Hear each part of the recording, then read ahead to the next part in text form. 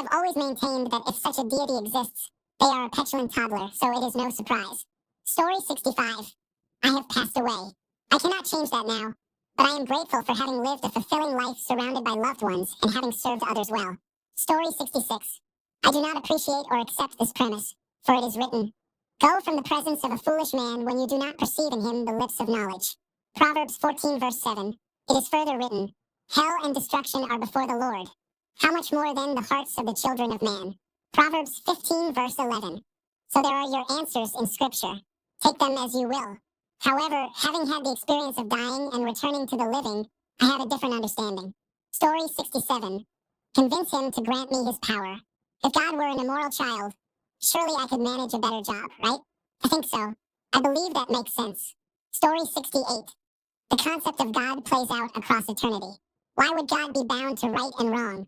What would be considered right and wrong to a supreme being that transcends time and space? Story 69. I would be its parent. All that power needs to be in the hands of a responsible adult, not a child. Story 70.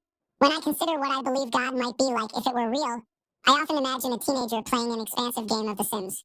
Story 71. I don't react. I'm dead.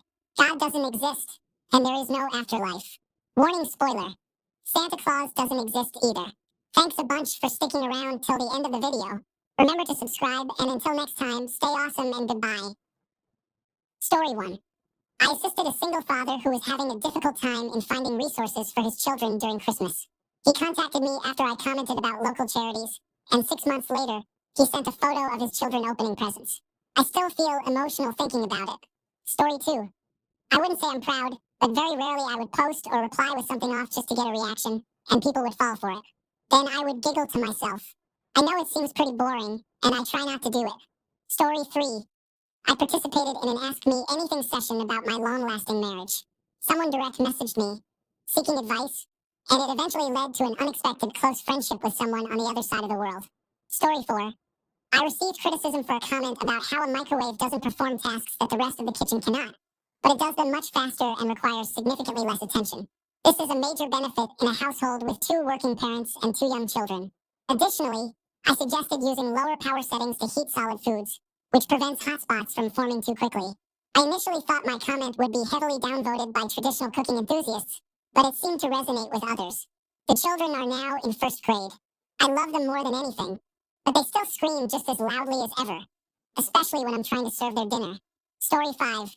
One time I convinced at least a dozen people to punch themselves in the armpit because they didn't believe it hurt as much as I said it did. Story 6.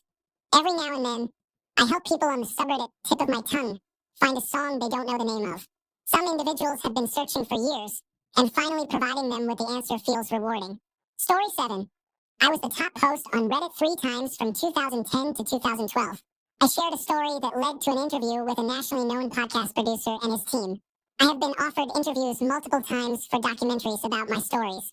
I shared an incident that prompted local media to conduct an investigation, but the results are pending or may have been suppressed.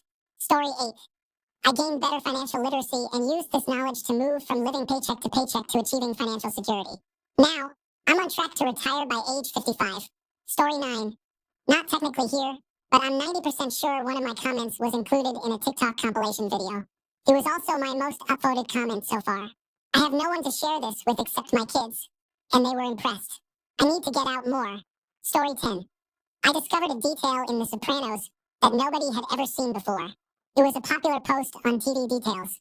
If you search for Tony Soprano's 6 fingers, you will find it. This is my proudest internet moment. Story 11. I am very proud to have shared my story of licking a hot grill defiantly when I was 4, and then having someone write a poem about it. It was amazing. Story 12. I am an artist who creates art from junk. Twice, I needed materials such as burned out light bulbs and old wire coat hangers, and posted on my city's Reddit thread requesting them. Both times, I connected with people who had the materials. Art was created. Story 13. I have prevented over $100,000 in mold detox scams, and have alleviated the stress of multiple pregnant women and new mothers concerned about mold in their windowsills and bathroom shower caulking. It isn't much, but it's honest work. Story 14. I got a few people to laugh and recommended some fun books. If even one person reads something I recommended, I would be happy. I made some encouraging comments when people posted about their achievements. Story 15. I am responsible for potentially blowing the minds of every Fallout fan thanks to one of my top Reddit comments. It even got featured in a Dorkly article. I hear it made the rounds on Tumblr a couple of times. Even Fallout's lead designer is aware of the theory. Bethesda once stepped in to say, actually, this isn't canon. From what I've heard, it was mentioned in the Fallout TV show last year. The irony is, I've never played Fallout. Story 16. Connected with a woman whose uncle had been missing for 40 years, leading to his identification as a man found deceased shortly after his disappearance, who was unable to be identified at the time. Story 17. I have had a few short stories get recognized on writing prompts. It used to be a fun way to deal with writer's block, whether related to my work or my hobby in writing. Story 18. I retell the story of my late lovers as a means to cope and remember them. There are parts won't exaggerate, but I feel that rush of emotion and the fleeting moments of how I felt being with them, dueling with them using real weapons, and sharing passionate and tender moments. She died in the 2011 Japanese tsunami. In a strange twist of fate, her cousin came over to study abroad and find the person whom her cousin had written so many letters about. The two looked nearly identical. Like her, I started dating her cousin, sharing memories, laughs, and joys. She died during the COVID-19 pandemic. Now, all I have are memories and dreams of what could have been, their cherished weapons, and the clothing they left with me when they finished school and returned to Japan. Even today, I see black hair on a shoulder, a turning of a neck. For just a moment, I see them. I feel joy only to be hit with reality. That person could never be them. They are gone, and all I have is the longing memory of what could have been. So if I must say what I have done for this platform, I have told many stories so their memory lives on within me. Story 19. Revive and moderate a subreddit whose mission is to help those who are undergoing a stressful procedure, specifically related to colonoscopy. We grew from 0 users to almost 8,000 over 3 years. Story 20. Just small daily affirmations with no judgment for people embarrassed or affected by debt and financial issues. Story 21. I have made it to the top 10 in the 2-sentence horror contest several times, usually with a perfect score, but I did place 9th once as well. Story 22. Many might think it is all about the upvotes or the encouraging comments regarding the pictures of miniatures I have painted. But the ones I am most proud of are the couple of people who said they were inspired or motivated by what I posted. I do not post for the accolades or the recognition. I genuinely want to share my hobby with like-minded people and see their contributions as well. Knowing there is even one person who is inspired is what keeps me coming back. Story 23. Giving the aunt of a fan of a band a complete set of their studio albums to gift her niece for her birthday is a wonderful gesture.